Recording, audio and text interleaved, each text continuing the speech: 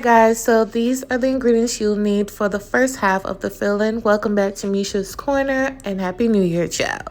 So we have spinach, shallots, and peppers and garlic, of course, because who don't make spinach with garlic?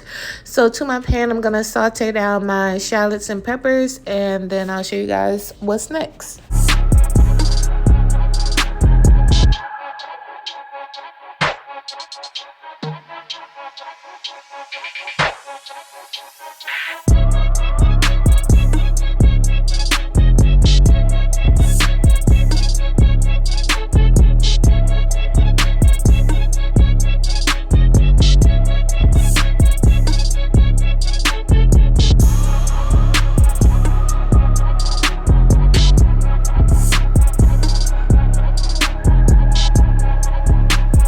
Alright, so after I cook down the garlic, I start to season this up. You can season it however you want. I kept it pretty simple and basic because it's several steps. A couple more steps, and you don't want to over season or over salt.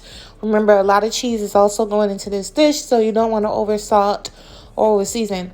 So now I'm going to add a ton of spinach. This is a vegetarian meatless dish.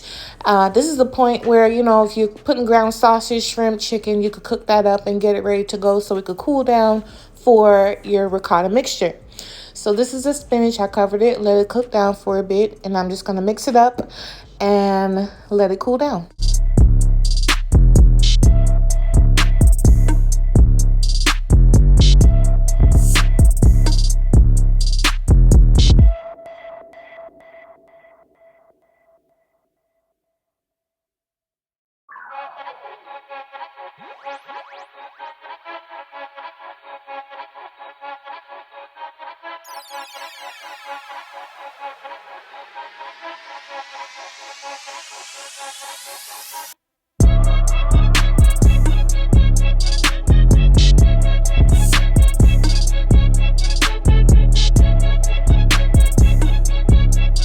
This is the pasta that I'll be using. I really wanted the shells, but both my stores were out, and so I had to get manicotti. This recipe will be awesome in shells. I prefer it with shells. So if you have access to shells, pasta shells in your store, the jumbo ones, use that one. So I'm going to pre-boil mine. A lot of people stuff it first and then bake it off. I feel it works both ways, but I boil it off about 2 to 3 minutes below the cooking time so that it's not too soft. And then I allow this to cool as well.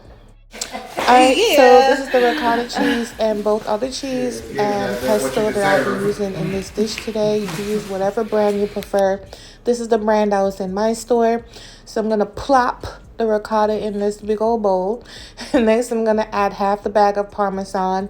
I didn't have any mozzarella. A lot of people like mozzarella in this kind of dish, but I didn't have any. I'm also going to add some pesto to give it more flavor. And I'm also going to season it and add an egg. It's pretty much kind of sort of very similar to like a lasagna filling, but loaded with spinach and, just delicious. And this is how it looks, and I'm just going to mix it up and set it to the side.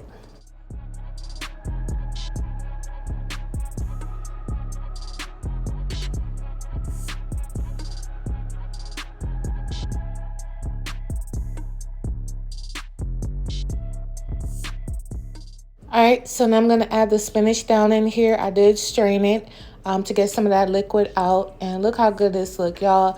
I was so tempted to scoop that spinach back out and go eat it with some mashed potatoes. I love spinach and mashed potatoes. It's one of my favorite things to eat. It's so good. And so I'm going to mix this mixture up and set it to the side. And then we're going to get the stuffing and putting it all together.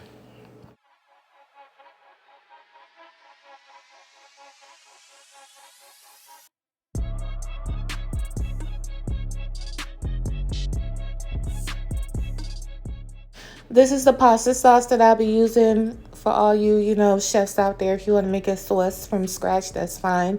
I'm just going to pour this jar of sauce down into the pan. I'm also going to add some more of that pesto down in there and some butter. I kept it pretty simple. Like I said, just natural simple, clean flavors and not too much work. Now in this video, it looks like a ton of work, but that's because I have to explain it. But from start to finish to prep this whole thing is probably an hour. And that's because of the cooling time. So you have to cool down the spinach. You have to cool down the pasta. It's not so much you're doing the work for an hour. So, you know, it's pretty simple, easy, straightforward. Anybody can do it. So once I mix this in really, really well, I'm going to add some butter in here. And then we're going to start putting the pasta together.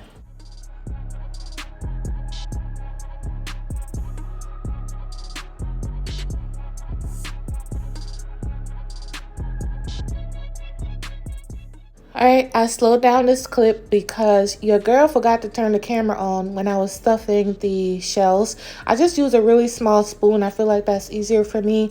I feel like putting it in a piping bag was just too messy, and so I decided to use this small spoon. It's like one of those little baby spoons.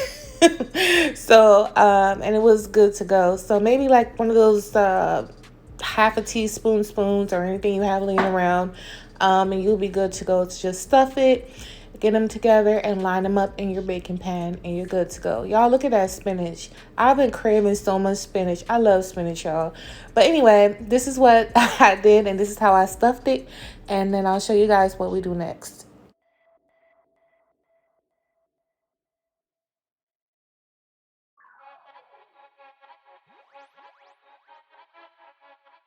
Once I have them lined up in a pan like this, I'm going to cover it with the white cheddar cheese that I had. If you prefer mozzarella or parm, then do that.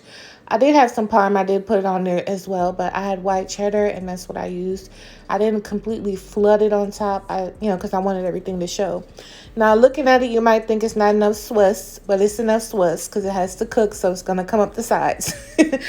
And so now I'm going to cover it with some parchment paper and aluminum foil. Y'all know your girl, if you're an OG subscriber, I always put parchment paper first. And then I'm going to pop it into a 375-degree oven, and I'll show you guys what that looks like.